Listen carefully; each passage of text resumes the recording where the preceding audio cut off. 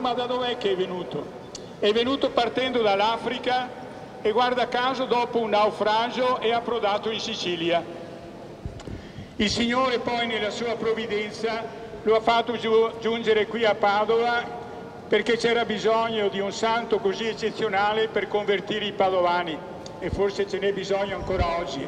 È venuto da lontano, anche lui attraverso il mare, anche lui ha patito la fame e la stanchezza.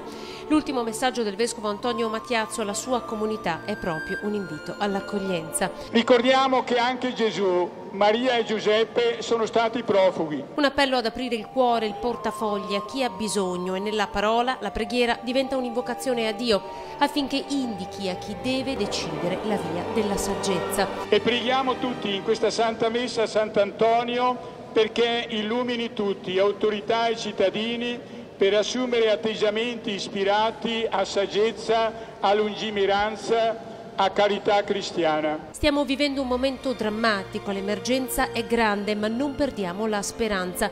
Mattiazzo parla dei profughi e chiede alla comunità di avvicinarsi al santo non solo per chiedere una grazia, ma anche per seguirlo come modello di fede e di comportamento.